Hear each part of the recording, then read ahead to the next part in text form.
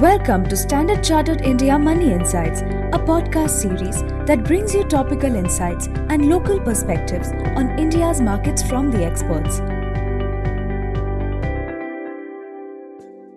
Hello everyone, my name is Ravi. Welcome to another edition of What is Driving the Markets, where we discuss key events and address key questions on investors' mind. In today's episode, we discuss India's fourth quarter fiscal year 2023 GDP growth data and its implications. The latest data released on India's economic activity surprised on the upside.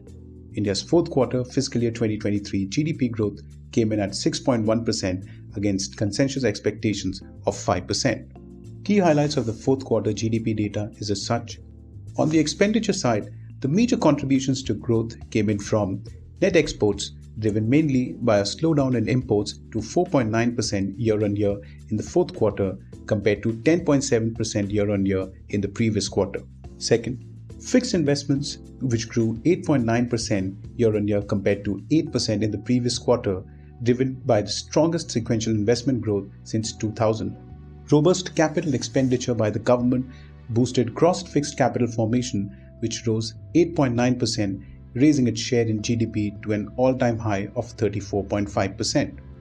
Third, government consumption, which grew 2.3% year-on-year in fourth quarter compared to a contraction of 0.6% year-on-year in the previous quarter. However, private consumption growth remained weak, growing at 2.8% year-on-year. The gross value added, or the GVA, grew 6.5% year-on-year in fourth quarter fiscal year 2023, up from 4.7% growth recorded in the previous quarter. This was mainly driven by manufacturing, which increased 4.5% year-on-year and turned positive after 2 quarters of contraction. The construction sector also grew at a robust 10.4%.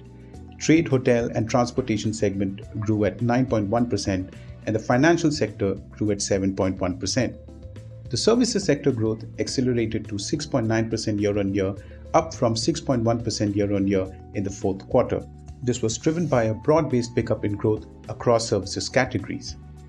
For the full fiscal year 2023, India's real GDP growth stood at 7.2% year-on-year compared to consensus expectations of 7%.